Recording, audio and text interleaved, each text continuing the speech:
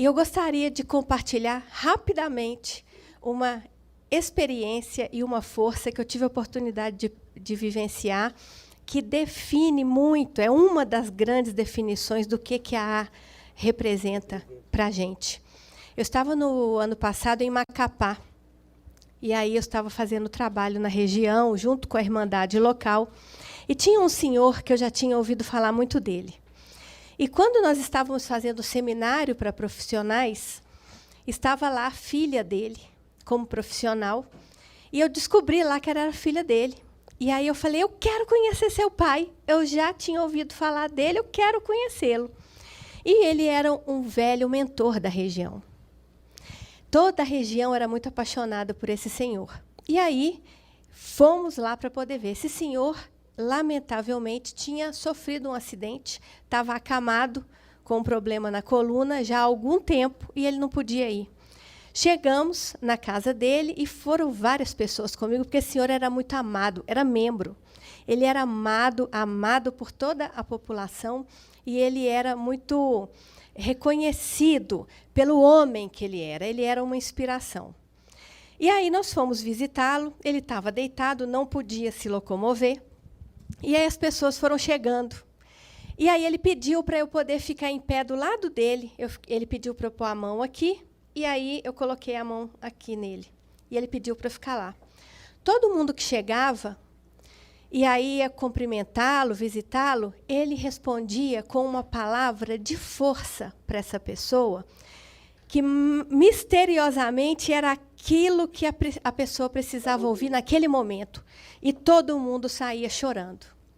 O clima foi ficando muito intenso, muito emocional. E eu cheguei a falar com ele, o senhor quer que eu saia para deixar vocês à vontade? Ele, não, eu quero que você fique. E eu fiquei lá com ele. E aí, ele falou, quando chegou, enfim, minha vez, eu já estava tremendo, porque eu falei, todo mundo está saindo chorando, o que ele tem para falar para mim?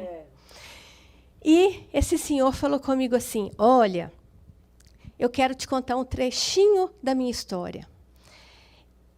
Ele morava numa casa, vereadora, que era uma casa toda de madeira, com tábuas, uma em cima da outra, e dava para ver a frestinha de luz entrando, a luz por cada frestinha, uma casa bem simples. E ele falou assim, aquela minha filha, psicóloga, que estava lá naquele evento, ela, quando ela tinha 3 anos de idade, eu ainda bebia muito. E na minha casa tinha umas estacas no chão, que faziam como se fosse cerca. E um dia eu cheguei muito alcoolizado, e ela, com 3 anos, veio correndo em minha direção, gritando, papai! E eu não sei, pelo que eu fui tomado, que na hora, por um impulso, eu peguei a estaca do chão e avancei em cima dela para poder matá-la. E as pessoas pularam em cima de mim para poder impedir que aquilo aconteça. Aquele foi o meu último dia de bebida. Eu conheci a Irmandade de Alcoólicos Anônimos e até hoje eu me pergunto, ele me dizendo, até hoje eu me pergunto o que é em mim que eu vi nela que eu queria matar. Porque um homem em sã consciência não quer matar a filhinha de 3 anos. Mas eu queria matar algo em mim. E até hoje eu me pergunto isso. E aqui eu já fico encantada com a capacidade reflexiva que a Irmandade de Alcoólicos Anônimos oferece para possibilitar que ele chegue a essa conclusão tão profunda.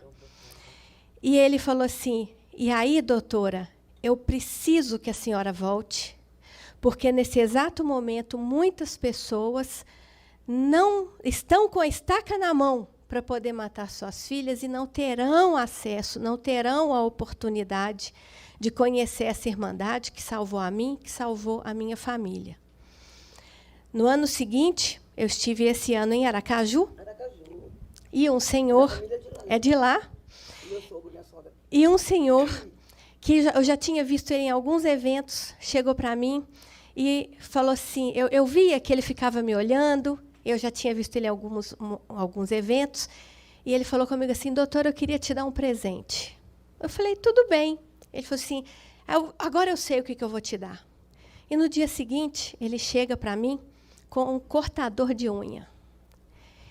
Esse foi o melhor presente que eu já ganhei em Alcoólicos Anônimos, porque ele me deu o tudo dele. Era aquele cortador de unha que dava para ver que ele destacou do supermercado. Essas vivências amorosas, elas remetem muito ao que o Dr. Bob, nosso cofundador, disse. Ele, nas suas últimas palavras, na sua última conferência, ele fala assim: não vamos nos preocupar com as complexidades freudianas. Ele ainda brinca assim, né?